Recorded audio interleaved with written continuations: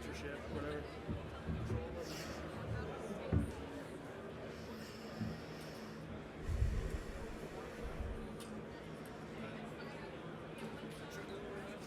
Oh yeah.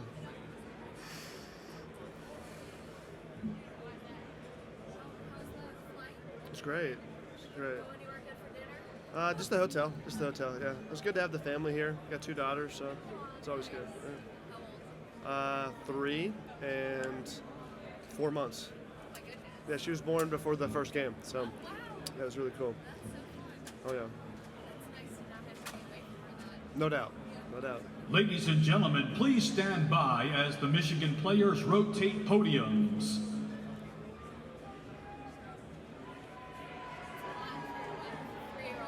Oh, I know. Imagine the Disneyland trip last year. They were there before we were there, and there was so much respect for what she had to do. So, oh yeah. A game like this where Michael Penix is on the other sideline, do you see that adding any fuel to JJ maybe having a showcase in Monday night's game? Yeah, it's a great storyline. It's always great to go against other competitors at the quarterback position. The opportunity to compete against the best is something that you always want to strive for. But we're singularly focused, and he's going to be worried about executing his assignments, and we can't worry about what's going on the other side of the coin when we're not on the field. So, great opportunity to compete against the best, but need to stay singular focused on the task at hand. When you look back at that Rose Bowl film, what stood out the most about that final drive in regulation, the tying drive? Composure. From everybody, the players, the staff, and then when we had to make the plays, the players made the plays. So, at the end of the day, we evaluate quarterback position on making plays when in pressure situations, and there's no bigger moment, no bigger stage than what he had to do there, and just super proud of him and the rest of the team for that. And for him this week, in particular, what has been his focus, area of emphasis heading into this game? Yeah, so we always harp on ball control and moving in the pocket. Got to extend plays with the legs. So making sure that we're ball secure on every single snap. Can't win the game if you turn the football over. So just always harping on that. There's always areas we can improve on that, and just making sure we can always extend plays with our legs when plays break down. Because not every play, as we talk about, is a line on the page, right? Sometimes they break down. We got to make sure we're good in that area as well. Given how emotional and physical the last game was, does that reality impact your preparation for this week at all? Is there any concern that there's only so much guys in the tank? Yeah, so that's a great question. We have a very veteran team, and I think mature team, especially even at the quarterback position.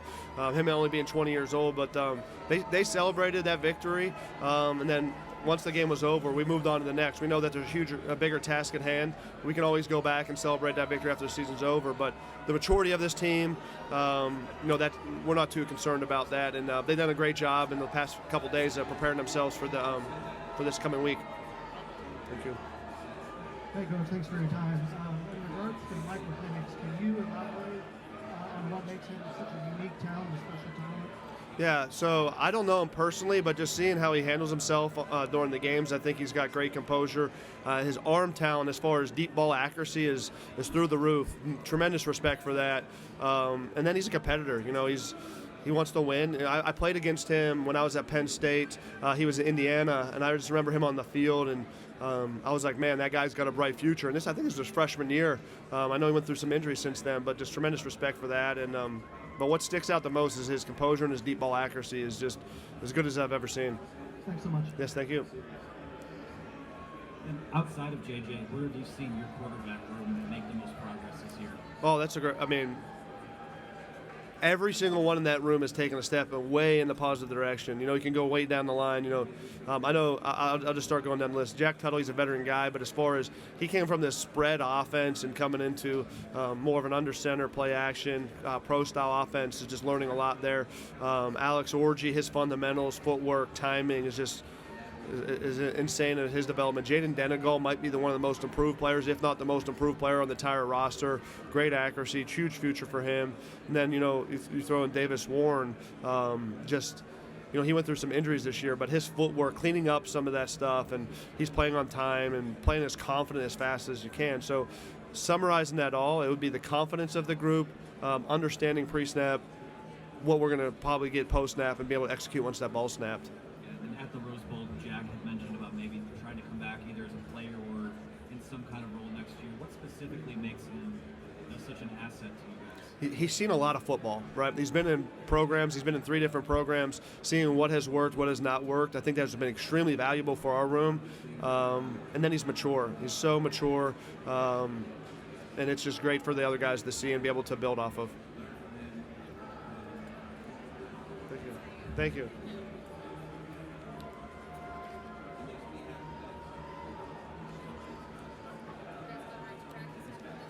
Oh, yeah. Yeah, that'll be good. Is going under center your idea? No, it's been something that Coach Harbaugh has always had part of his offense, and it's really good. Huddle and under center, it's really good. It's the atypical thing. Yeah, for play action pass. If you want to throw a play action pass, the best way to do it is from under center. So if you can hide the ball the longest, I mean, it's always the best. You know?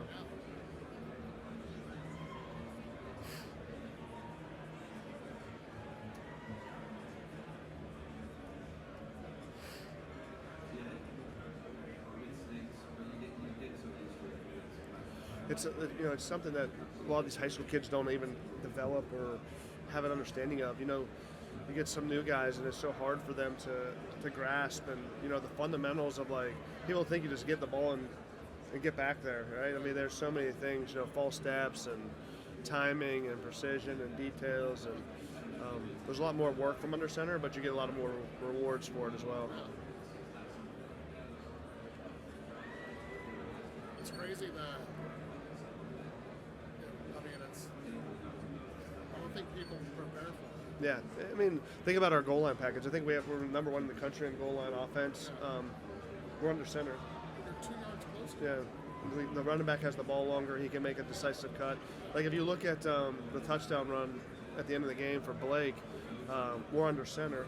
So now he's able to make that first jump cut. If he's in the pistol, he may not be able to see that goal. And bounce it. You have fast defensive linemen.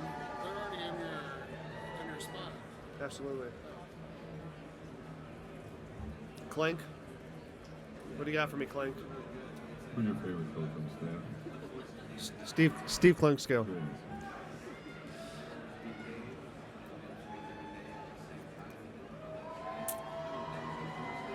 asking some of the players what the night before a game is like for them. What's the night before a game like for you in terms of anxiety, jitters? What do you do before a game? Great. For me, I'm a pretty even kill guy. Like, my emotions, I don't let them get too high with the highs, too low with the lows, and I don't get too nervous. I just review the game plan, make sure that everything's in the right order. We dot our I's and cross our T's, and no, not too much for me. I mean, players, I never really was that way as a player either. I just enjoy the moment, embrace it, and then know that the preparation is never over, and trust everybody that I'm a part of, and we just go do it. So you have family in your room? Yeah, so I have family. So, like, this week I have my 2 daughters. I got a 3-year-old and a 4-month-old, and then my wife. So then my parents are going to be here, my brothers and sisters. So there's a lot of commotion, but that's good for me because I love my family. I love being around my daughters, my mom and dad, and my brothers. So it makes it a lot easier. What are the moments before you leave the locker room at a game like for you? What are you doing before you go out the top? Just making sure my players are relaxed. How do you do that? Be me. I don't get too nervous. I'm relaxed. Tell them I love them. Tell them how prepared they are, how we're going to be the most prepared unit in the country, and let them just go play. If you start getting high strung, especially at our position, start screaming, yelling, hooting, hollering, that can be detrimental to their production on the field. So you kind of just don't ever let that seep out, and I'm just not that kind of guy. What do you like to tell JJ before a game? He's prepared his entire life for this. Tell everybody to get their popcorn ready because they're about to watch the show of the best player in the country. Yep. My name's Steve. Nice to meet you, Steve. What do you got, Cornelius? So do you feel like your playing experience as a route runner, does that help you in the quarterback's perspective or calling plays or drawing up plays or anything? Does that help you because you used to run routes? Yeah, absolutely. Yeah, 100% does. Because you got to have to understand as a receiver, spatial awareness, right? How to attack coverage with leverage, what routes should work versus different DB leverage. And that helps with drawing up X's and O's and teaching the quarterback what the perspective of the receiver is on that certain player route, right? Because I think that's a mutual relationship, right? You know, it may look good on the board, but if the leverage isn't good, it's gonna be tough for the receiver to get open, right? And then you told me you used to call plays as a receiver. Is that true? You used to call I plays would. while you're running around? Well, no, I would. So like my senior year against Bloomsburg. Our third string quarterback got in the game and he couldn't get the signals from the sideline, so I was the guy telling the huddle the plays. So as the receiver, I was articulating the plays to the rest of the offense so that we could go execute it. Wild, isn't it? Would you say that Julian Edelman and you are pretty similar in terms of route running? Edelman, Welker, you know, Stokely, all of us, just cooking dudes. Just finding little plays. Cooking dudes getting open. Love it.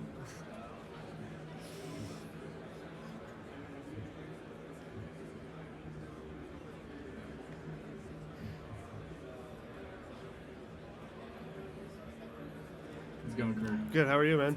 Fantastic. You know, finally, the last game of the season here. Before I get to Michigan, what have you seen from Michael Penix and and just his quarterback tendencies? And where does he size up in the quarterbacks that you guys have faced this season?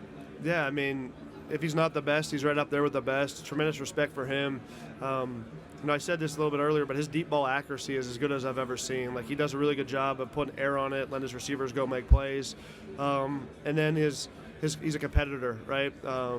He has great composure, and he's a good competitor. I had the opportunity to play against him when I was at Penn State on that staff, and just always had respect for him, always thought he had a bright future. And I'm happy for his success too. He battled through a lot in his career, and it's good to see that stuff. But the number one thing that sticks out is his deep ball accuracy. I haven't seen one like it recently. He's really good. JJ is just such a composed quarterback. Against Alabama, that first play from scrimmage when he almost threw that interception. How did you see him bounce back from that? Did you have a conversation with him at all on the sideline, or how is he able to bounce back from maybe little mental mistakes and just stay so composed and calm throughout all these games that might be high pressure situations? Yeah, that's twofold. One, he's got an outstanding way about him that he's able to flush. Our strength coach, Coach Herbert, talked about a 3-second method. 1, 2, 3, you got to flush it, and he did a good job of doing that. But it was imperative for me in that moment to talk to him and let him know, like, hey, there's a lot of football left. We made a major mistake there. We ended up getting away with it. But trust yourself, trust your training, trust your preparation. You had a great week of prep. That one play's not going to define us. We got to go out there and make sure that we just tighten things up a little bit. Hey, Coach. In the offseason, is Washington, just this is by chance here, did you have to look to see what they were doing at all just to get ideas after they took a big hit from the ball last year? Yeah, so our entire staff always does a great job of evaluating the top offenses in the country, top third downs, red zone, pass games, as well as NFL teams, and Washington was part of that. Tremendous respect with what they do. Caused a lot of confusion on the defensive side of the ball by pre-snap mechanics. To let their players, with a relatively simplistic but effective scheme, that let their players play fast and execute their assignments, which I think that tremendous respect for what they do on that side of the ball. Yeah, I was actually going to ask you about promotion stuff.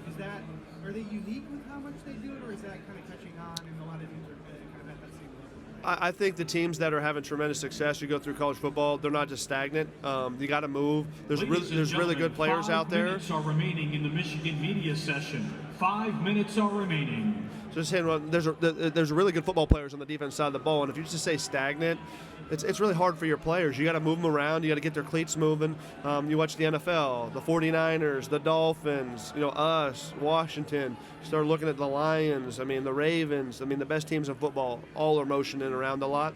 But they're simplistic schemes so their players can play fast. I think that's twofold. You don't want to do too much that you're not playing fast and you're not executing. Thank you. One more. You guys had a month to prepare for Alabama, now just 7 days once again, now prepare for Washington, normal game week. As a coach, how do you split that kind of time for Alabama and just making sure it's not too repetitive, and now going to Washington, does it feel like a normal game again? Does it just feel more comfortable, honestly? I don't know about the comfortability. I think for us, we just know it's normal game week, and we've executed as such. And for us as coaches, because it was the travel from the West Coast back to the East Coast and then back down here, we spent some longer nights in the office, but that's what it's about, right? We got to make sure that the game plan's tight as it can be, and our guys can go out there and execute. But No real difference in a regular game week. We just had to spend an extra couple hours away from the family and getting prepared for the game. You know, and Alex Orji's been more part of the offense in the last few weeks than he was possibly at the beginning of the season. How have you seen him grow as a player? I know he's capable of running the ball, but also throwing the ball. So how has that kind of been also been implemented into the offense? Yeah, so obviously what the fans have seen is him run it a lot, but his throwing is what's the most impressive and the most production. I mean, his footwork, his fundamentals, getting everything tied to his throw, his timing, is where the real development has happened, and he has an extremely bright future if he keeps trending in that direction. Thank you.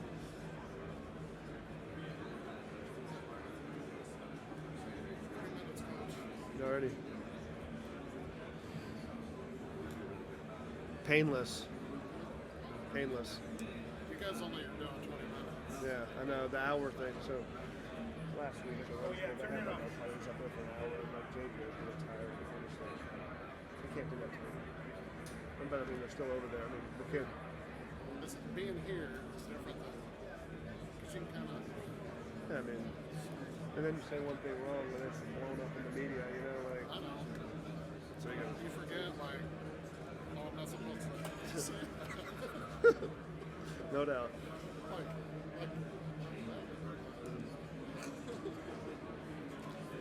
No locker room fuel. You know,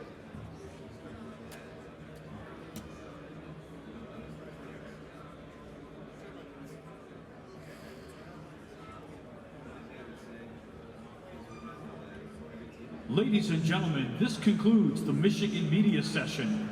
In approximately 30 minutes, Washington's media session will begin. appreciate it.